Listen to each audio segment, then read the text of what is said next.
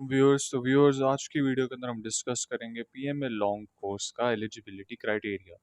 इस eligibility criteria को हम लोग आर्मी के ही पैम्फलेट से डिस्कस करेंगे ताकि हम लोग आपके साथ एग्जैक्ट वो डिटेल शेयर कर सकें जो आर्मी अपने पैम्फलेट्स देती है कमीशन के लिए। उन पैम्फलेट्स के अंदर जो एलिजिबिलिटी क्राइटेरिया हम उसी को ही इंशाल्लाह आज इसके अंदर कवर करेंगे। तो आइए शुरू करते हैं इस वीडियो को। जनाब, सबसे पहले जब आप किसी एलिजिबिलिटी क्राइटेरिया की बात करते हैं, सबसे पहले आप एज की बात करते हैं। तो एज के अंदर अगर हम देखें तो हमारे पास यहाँ पे 4 एज ग्रुप्स हैं। सबसे पहला एज ग्रुप इंटरमीडिएट या इक्विवेलेंट का, 17 से 22 साल का। 3 महीने की रिलैक्सेशन 17 साल के लिए और 3 महीने की रिलैक्सेशन 22 ईयर्स के लिए। इसका मतलब क्या, मैं आपको बता देता हूँ। यानी कि आपके पास अगर आप 17 साल के भी नहीं हैं लेकिन 17 साल के होने वाले हैं और उसके अंदर आपके 3 महीने रह गए हैं तो आप आर्मी के लिए अप्लाई कर सकते हैं। उसी तरह अगर आप 22 साल के हो गए हैं लेकिन अगर आपको 22 साल हुए सिर्फ 3 महीने हुए हैं अभी, तो आप आर्मी के लिए अप्लाई कर सकते हैं। वो आगे क्राइटेरिया इंशाल्लाह आगे और डिटेल से कवर करेंगे कि बेसिकली वो कौन से डेट से आपके मंथ्स गिनना शुरू करते हैं। उसके बाद आपके पास ग्रेजुएट्स आते हैं, 2 साल की ग्रेजुएशन वाले, जो पाकिस्तान नेवी या पाकिस्तान एयरफोर्स के पर्सनल होते हैं। 17 साल से 23 साल की उम्र तक वो अप्लाई कर सकते हैं, जो पाकिस्तान नेवी या पाकिस्तान एयरफोर्स के पर्सनल होते हैं।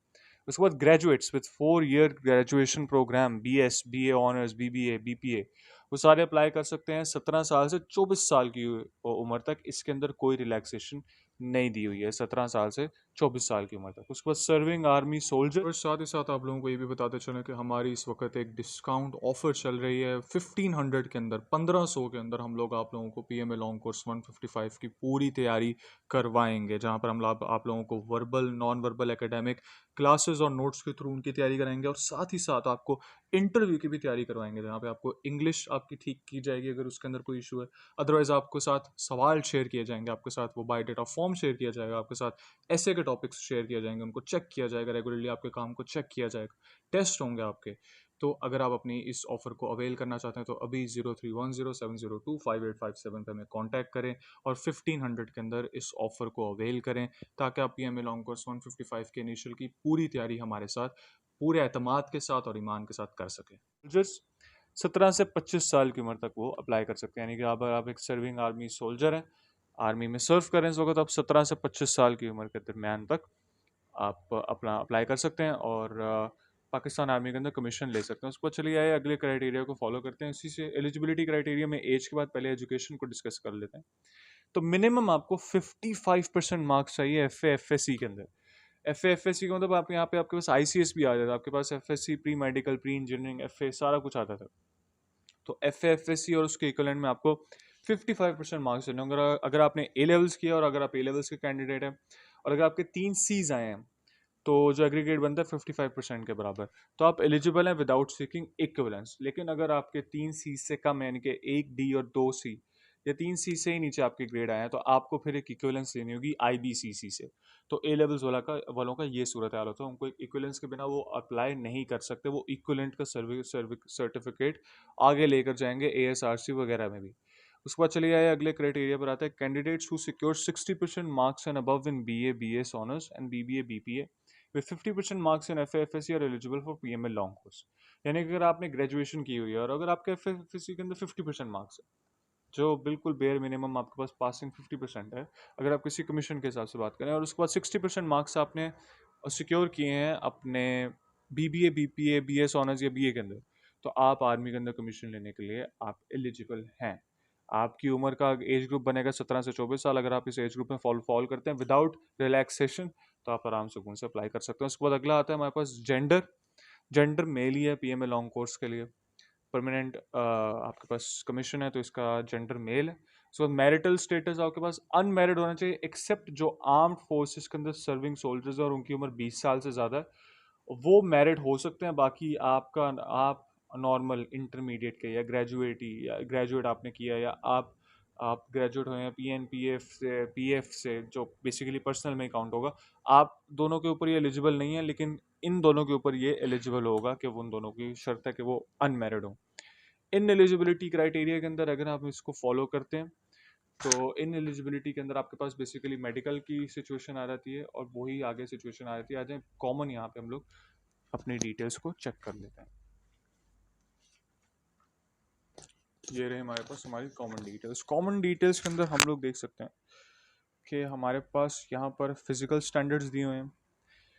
फिजिकल स्टैंडर्ड तकरीबन हर इवेंट का अब यहाँ पे हमारे पास बेसिकली होते हैं 1 2 3 4 5 6 पाँच पाँच इवेंट्स होते हैं, ठीक है। डिच क्रॉसिंग के 2 लाइनों में किया हुआ है। 5 इवेंट्स होते हैं आपके पास। 5 इवेंट्स के अंदर उन्होंने सारों के अंदर दिया हुआ है। टीसीसी और पीएमए लॉन्ग कोर्स दोनों की सेम क्राइटेरिया होती है। 8 मिनट के अंदर आपने 1 माइल भागना है, बहुत आसान होता है। 15 रेपिटेशंस पुशअप्स की, बहुत आसान।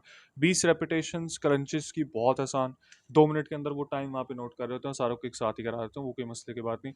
पुलअप्स ओवर ग्रिप बहुत आसान, 3 रेपिटेशंस। डिच क्रॉसिंग बहुत आसान। वो भागते हुए और उड़ते हुए आपका डिच क्रॉस हो जाता है, पता भी नहीं चलता आपको। तो इन एलिजिबिलिटी क्राइटेरिया में देख लेते हैं आपके पास। अगर आप परमानेंटली अनफिट डिक्लेयर हो गए, अगर आपने किसी आर्मी के एकेडमी या ट्रेनिंग इंस्टीट्यूट से अब भाग गए, या आपको निकाल दिया गया किसी भी ग्राउंड्स के ऊपर, अगर आपने किसी बॉन्डेड, अगर आपका बॉन्ड साइन हुआ था किसी आर्म फोर्सेस कॉलेज या इंस्टीट्यूट में, और अगर आप वहाँ से विड्रॉ कर गए, तो आप इन एलिजिबल हो जाएंगे। आप डिसमिस हुए हैं, रिमूव हुए हैं, डिबार हुए हैं किसी गवर्नमेंट सर्विसेज से, तो आप इन एलिजिबल हैं। आप कन्विक्टेड हैं कोर्ट के अंदर किसी भी ऑफेंस के लिए, तो आप इन एलिजिबल हैं। अगर आपको हेपेटाइटिस बी या सी है, तो आप इन एलिजिबल हो जाएंगे। आप मेडिकली अनफिट डिक्लेयर हो जाएंगे परमानेंटली। आप उसके बाद फिर आपके पास अगला क्राइटेरिया आता है कि आप declared unfit by any armed forces hospital except those cleared by AMB.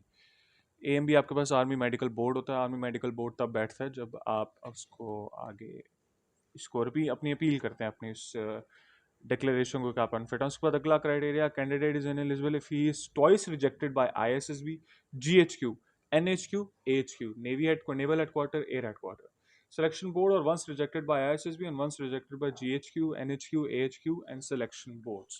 तो बेसिकली ये आपका अब जनरल एलिजिबिलिटी क्राइटेरिया, आपको फिजिकल क्राइटेरिया भी बता दिया। ये बेसिकली आपके सारे क्राइटेरिया बनते हैं पीएमएल लॉन्ग कोर्स के अंदर अप्लाई करने के लिए। अगर आपने पीएमएल लॉन्ग कोर्स में अप्लाई करना है तो आप इस एलिजिबिलिटी क्राइटेरिया को फॉलो करेंगे जो आर्मी ने आपको दिया हुआ है, और आप आर्मी के अंदर कमीशन हासिल कर सकते हैं। इसी के साथ आपका वीडियो देखने का बहुत बहुत शुक्रिया। अगर आप हमारे साथ तैयारी करना चाहते हैं तो हमें कांटेक्ट कर सकते हैं। व्हाट्सएप का लिंक डिस्क्रिप्शन और कमेंट सेक्शन के अंदर, पिंड कमेंट के अंदर दिया हुआ है। आप वहां से हमारे व्हाट्सएप को एक्सेस कर सकते हैं।